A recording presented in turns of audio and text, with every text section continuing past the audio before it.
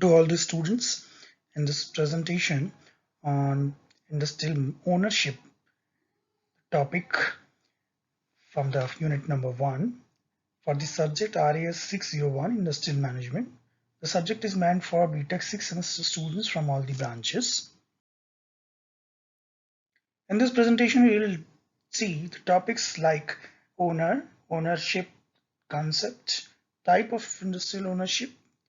We'll look around a different type of ownership like sole proprietorship, partnership firm, joint Hindu family business, joint stock companies, cooperative organizations, and public sector enterprises, along with their features, advantages, limitations, etc.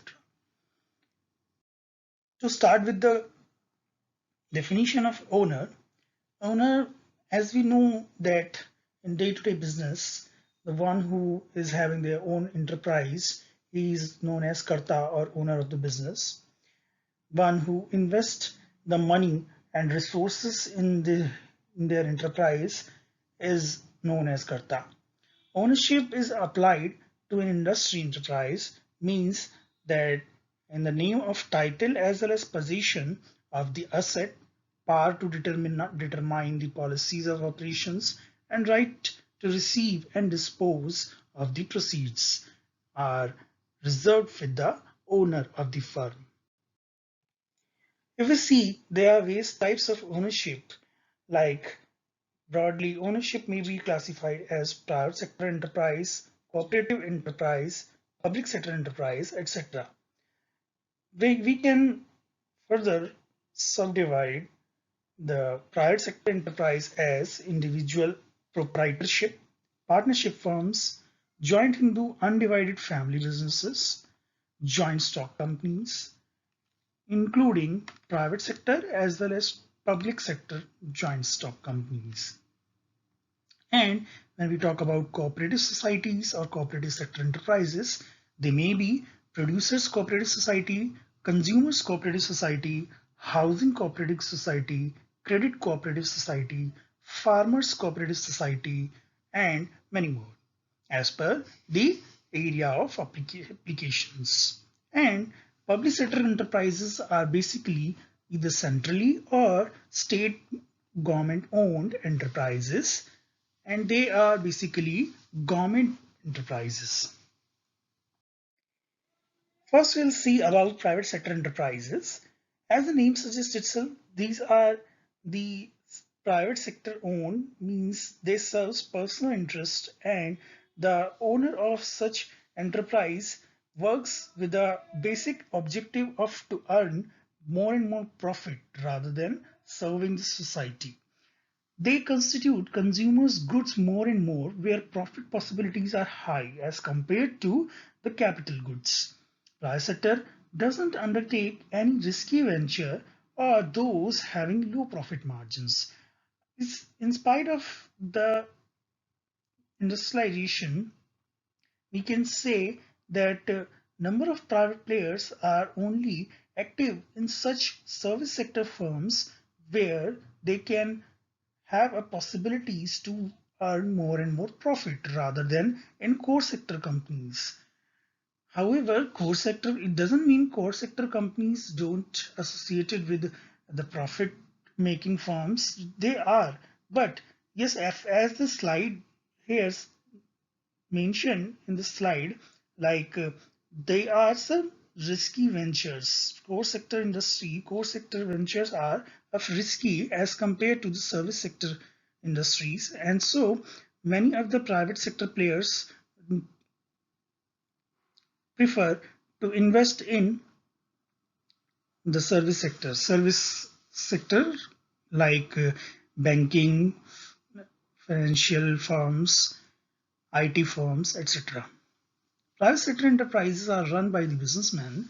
The capital are collected from the private partners itself, and the example for private sector companies, the big giants in field of private sector in our country are as Tisco, Telco, Rice Industries Limited, Birla, etc.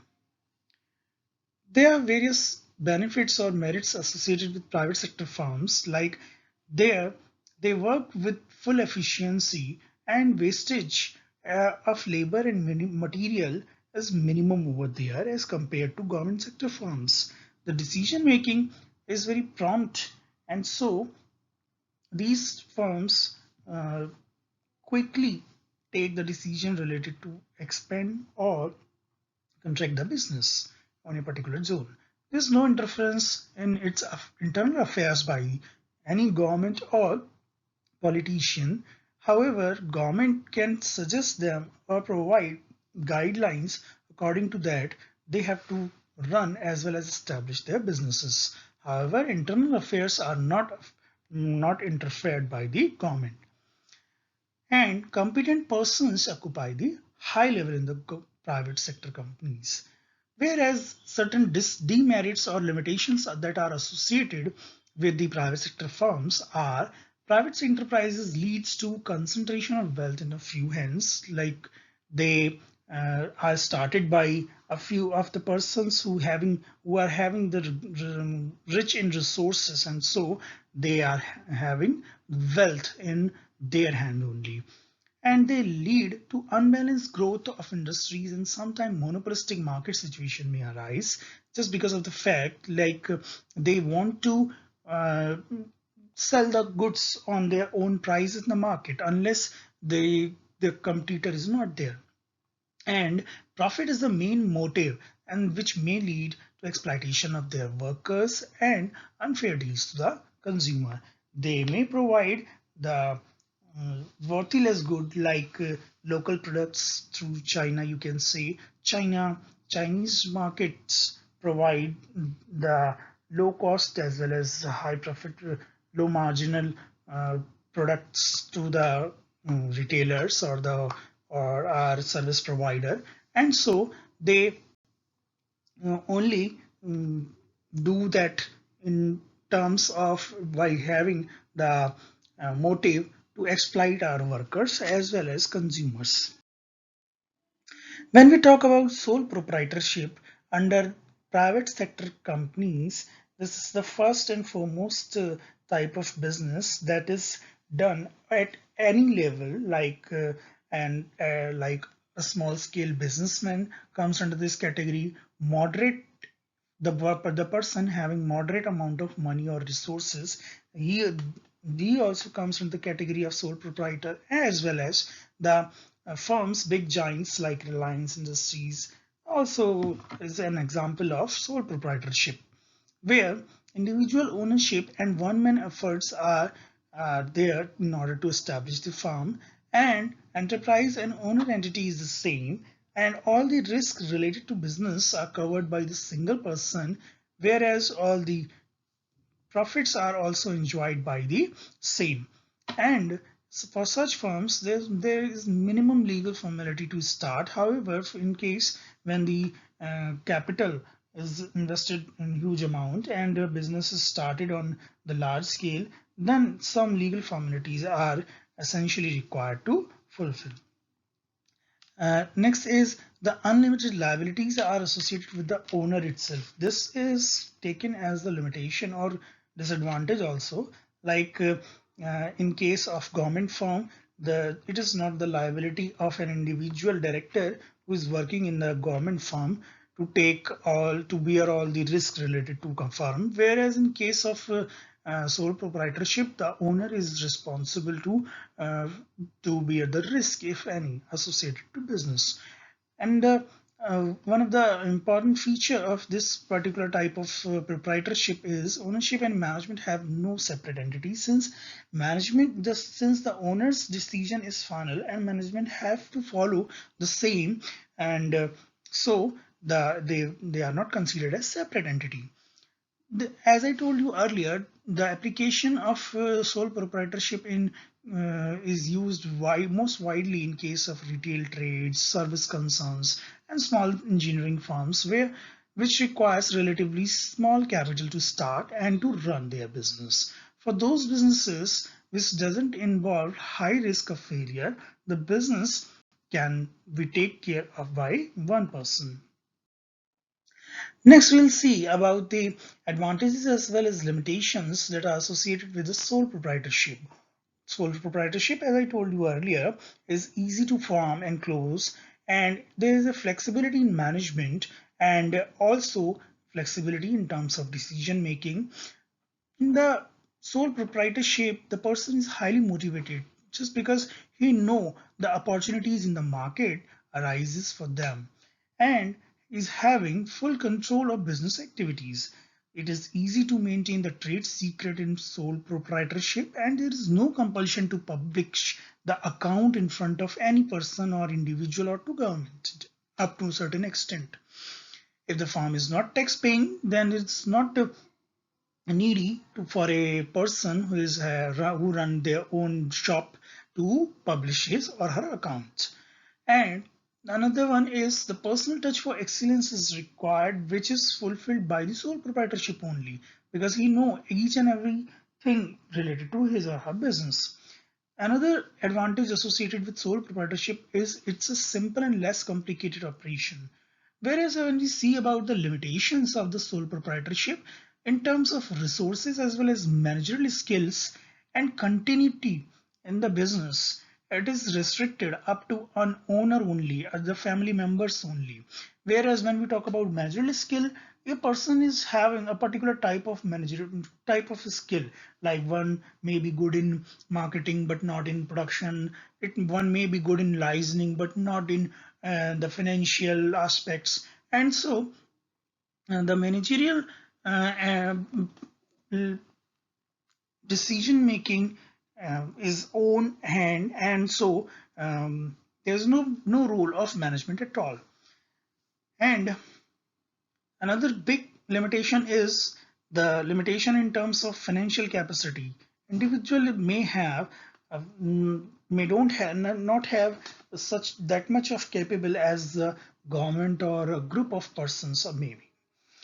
And the absence of specialized knowledge as well as one is wholly responsible for the business associated risk and profits, and so unduly stress is there in the mind of owner, and he also exploited by big industries sometime, as big industries they know that individual is not having that much of resources, and they are comparatively sole proprietors are comparatively less stable due to non-availability of the another person in their business who can take the responsibility, since the owner is solely responsible for their business.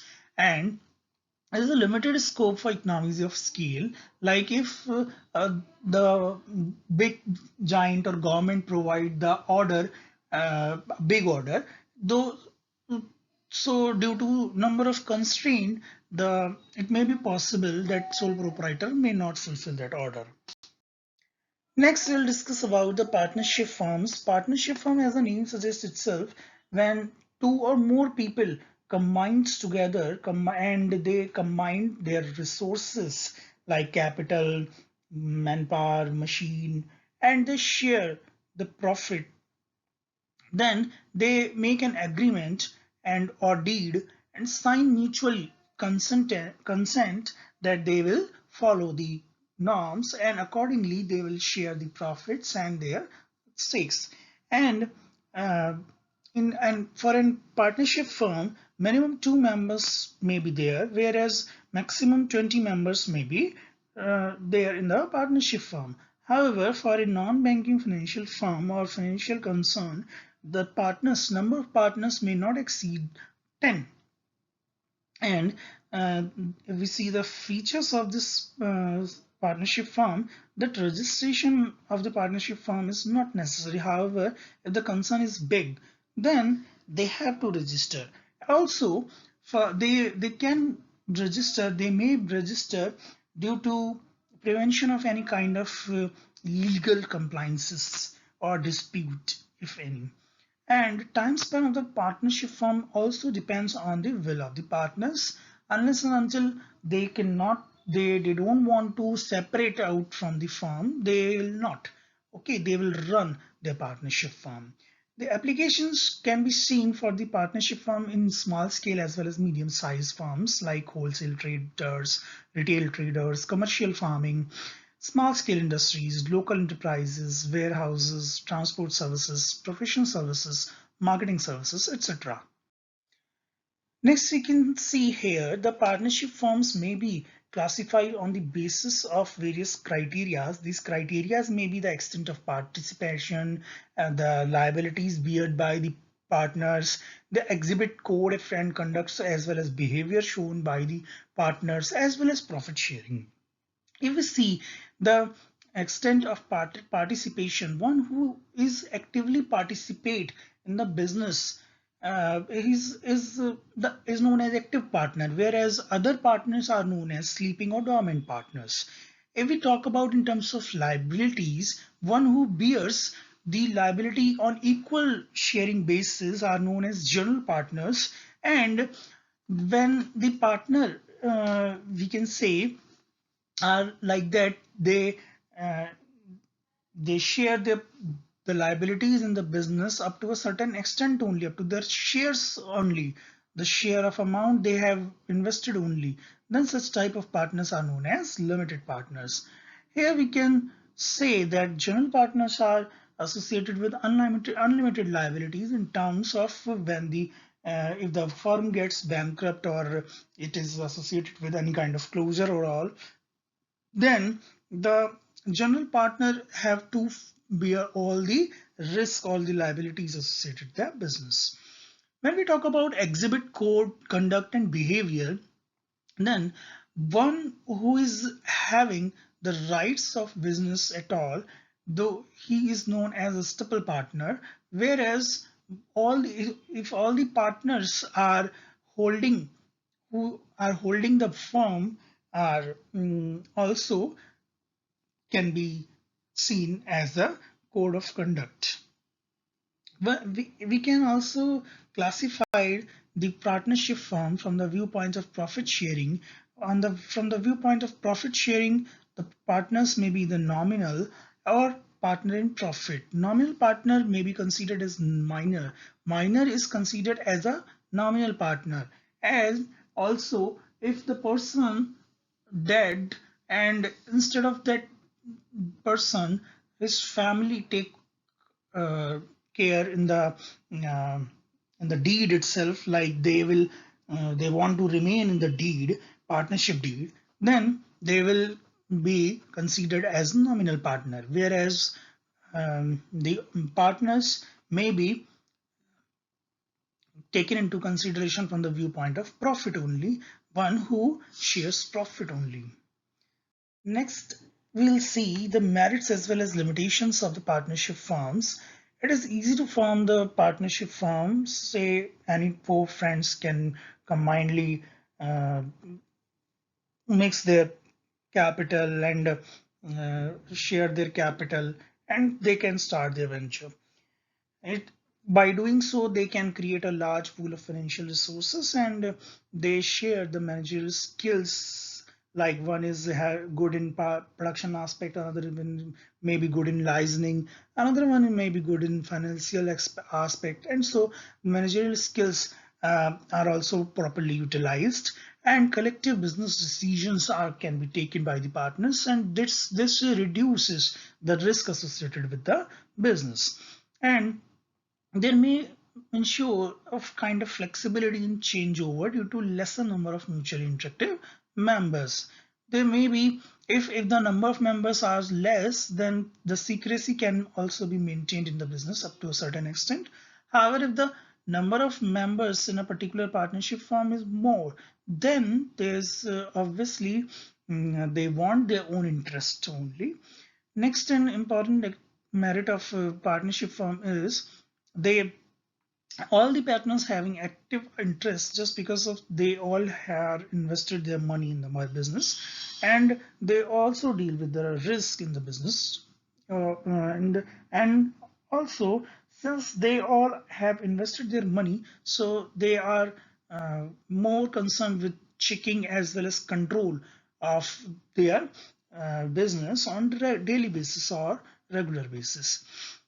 However, some of the limitations that are associated with the partnership firms are as limited capital as compared to joint stock. We can say these are the firms having moderate capital as compared to the joint stock company. They have less capital, and unlimited liabilities are associated in case the dissolution of firms takes place, and there is uncertainty of the existence, like if one person don't want to be as a partner in the firm, then partnership deed will null and void, and new unless and until new partnership deed will not be prepared, then there will be the uncertainty in the decisions as well as running of the business. Another limitation associated with partnership firm is the risk of sharing losses. One who is dead in the business, then there may be a risk associated to share the loss. And another one is the risk of disharmony due to the difference of opinion. Yes, of course, it happens many times when the perceptions and opinion of many peoples may differs, many partners may differs. It creates a disharmony in the partnership form, and is obviously lack of public and institutional confidence. Like people don't want to invest in such partnership firms, as they want to invest in big giants like joint sector firms only. And there may be a difficulty associated with the partnership firm in terms of expansion as well as modernization of their business. And also it is difficult to withdraw from the firm just because of the obligations, legal obligations associated with the partnership deed. Next, we'll see about the joint Hindu family business. It's the most ancient type of family business governed by the Hindu law, and also known as Hindu undivided family business. And basically, the two type of inheritances can be seen in whole the India.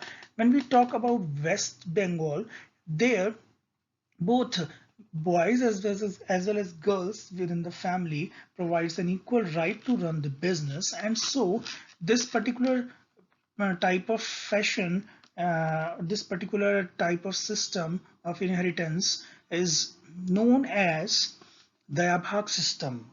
There both boy and girl in a family are associated, are having an equal right to run the business and own the business, whereas in rest of the India, the the male member from the family is solely responsible and provided the responsibility of business after the ancestors, and the property of the ancestors is directly uh, transferred in the name of uh, their son, grandson, and great grandson after the death of the ancestors. Some of the features associated with joint Hindu family business are like membership is granted by the birth of the child.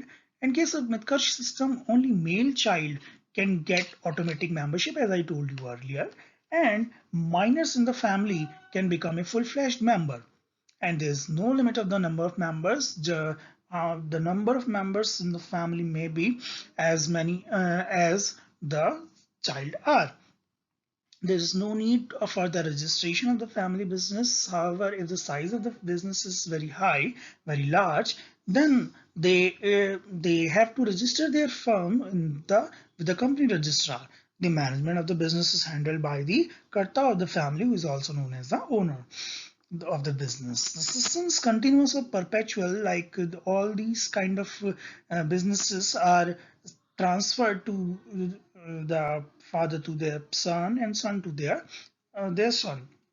And the liability of the karta is unlimited, while the liabilities of other members is limited to the share of their property.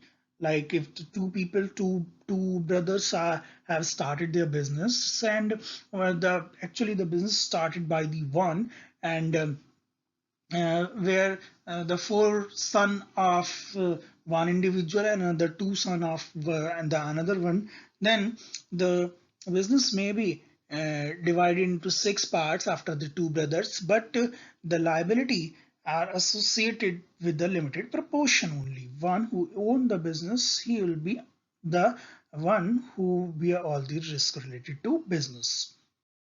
Next is C, the joint stock companies. As you can see in this particular slide, joint stock companies may be classified on the basis of incorporation as chartered companies like East India Company and Bank of England, etc. can be taken as the example of chartered company. These companies are established by the royal charter of the king or kingdom, and the statutory companies are those like SEBI and RBI, etc. These are the central firms and established by the Legislative Assembly or the Parliament Act, and so they are known as statutory company. Now, next one is the registered company. Registered companies are those who have registered with the company registrar. On the basis of liabilities of members, I already told you earlier that the company may be unlimited or they have to bear all the responsibilities, and that is why the company is known unlimited liabilities related to company.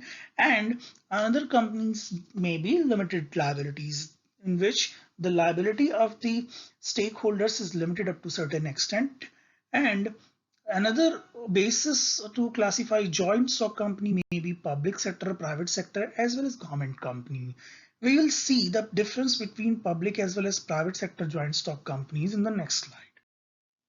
In this slide, public limited as well as private limited joint stock companies may be classified as the difference can be created on the basis of membership, limit of membership, election of directors, resale of shares, audit of account, minimum capital, name of directors as well as firms, legal control, and remuneration of the directors. We can see that private limited companies are confirmed to the close friends and relatives only, means these are the firms or association of the close friends or relatives who may be minimum 2 to maximum 50, whereas in case of joint stock company, public limited joint stock company, we can say the membership is open, like anyone who can invest, who want to invest in the share of the company, can get a membership, and such membership may be limitless. However, the minimum number of members that can be associated, they have to be associated in a public limited company, maybe 7. When we talk about election of the directors, there is no need to hold the statutory meeting in case of private limited joint stock companies, whereas in case of public limited joint stock companies, a statutory meeting has to be held for electing the directors. If we talk about resale of the shares, then it is not necessary to resell the share, and if the person do so, then in case of private limited company, he have to take the permission from the board of directors, whereas in case of public limited company, there is no question of permission. Anyone who is having the share of public limited joint stock company, he can sell the share of the company without any consent. Another difference, the basis is audit of account. There is no legal provision for audit in case of private limited company, whereas in case of public limited company, audit has to necessarily conducted. The minimum capital that can be taken any of the capital in case of private industries, whereas in case of public sector companies, a minimum lay down capital is required. And whereas when we talk about private limited company, for a private limited company, they have to use the phrase private limited, whereas in case of public limited, they can use limited word only in their name.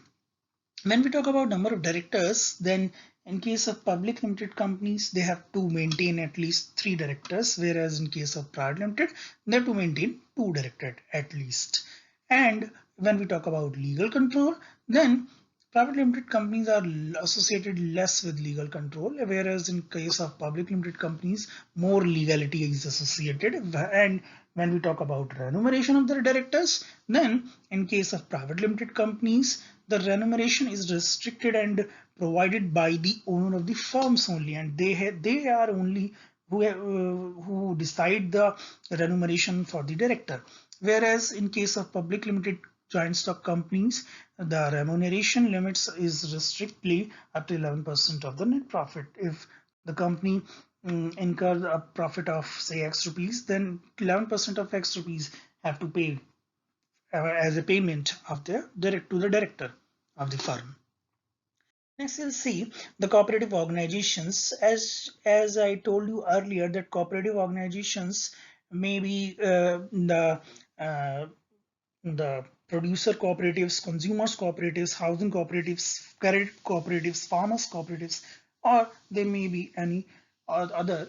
Like they are basically the organizations or the firms who establishes voluntarily in order to self-help.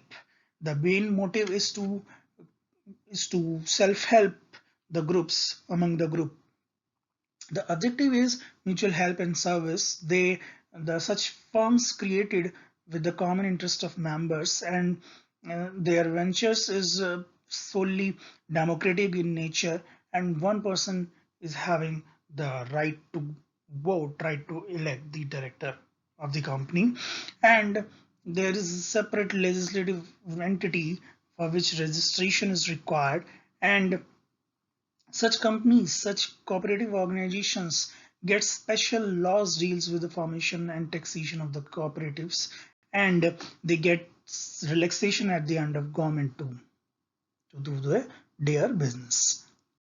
Next, we can see the cooperative organizations advantages as well as disadvantages associated with cooperative associations. There may be a number of advantages, like it's a democratic form of ownership where overheads are reduced just because of the self-help group bears all such kind of responsibilities or liabilities, and they are the one who works themselves, and so overhead can be reduced.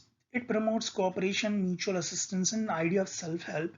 The chances of large stock holding and black marketing are eliminated because all the members have keen observations in the market. No one person can make huge profit in case of a cooperative organization, and common man is benefited by the cooperatives. The monetary help can be secured from the government as the firm is established by the weaker section of the society, and goods required can be purchased directly from the manufacturers, and therefore it can be sold at low rates like Gandhi, uh, Khadi Ashram and all. Disadvantages associated with the cooperative organizations are the member of the cooperative society are subjected to, or they are not as much as motivated as the members of private sector companies. There may be a conflict arises on the issue of sharing responsibilities and enjoying authorities, because all members have to invest and all members are working over there. Members who are in position may try to take personal advantages, leading to corruption, and members being in service elsewhere may not be able to devote full attention and adequate time. And these are the disadvantages. Next, we'll see the last type of ownership, that is associated with public sector companies. Public sector companies may be owned either by central government or by the state government. They are having number of objectives, like they are formed just by ensuring the equitable distribution of wealth as well as income by preventing concentration of economic power, and they create just to balance the economic development through dispersal of industrial location, and they are responsible to to maintain adequate employment opportunities in the society, and they are offered the the growth of agricultural and as well as industrial development in the sector, especially where the monopolies arises, and self-sufficiency of nation with the modern technology can be ensured by the public sector companies, and they have to acts as a role model company for the private sector companies by avoiding the exploitation of workers as well as consumers. They have to take care of the rights. They have to take care of the they have to protect the rights of the consumers. The merits are associated with the public sector companies are public sector companies helps in the growth of those industries which requires huge amount of capital and which cannot flourish under the private sector, like the firms having low profit margins. They are specially owned by the government itself. Public sector helps in the implementation of the economic plan and enable them to reach the target of achievement within the prescribed period of taking initiative in the establishment of the industries of its own accord. Due to the absence of the project motive in the public sector, the consumers are benefited by greater, better, and cheaper product. Public sector enterprises prevents the concentration of the wealth in the hands of a few and paves the way for equitable distribution of wealth among different sections of the community. Public sector encourages industrial growth of underdeveloped regions in the country, and the profit earned by the public sector may be used for the general welfare of the community. Also, there are various advantages associated with the public sector companies, like public sector offers equitable employment opportunities to all without any discrimination, and the resources are easily available for them as because of the government is solely responsible to provide the resources.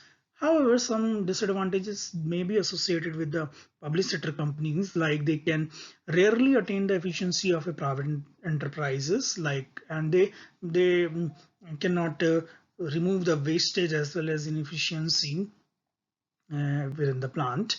Due to heavy administrative expenses, state enterprises are mostly run loss from uh, and due to the additional burden of taxation of the people also, they suffer do so they do so. There is too much interference by the government as well as politicians in the internal affairs of the public enterprises. As a result, such organizations efficiency decreases and they become incompetent persons at a certain age or after a certain time. However, it is not true to some extent, like it depends on individual.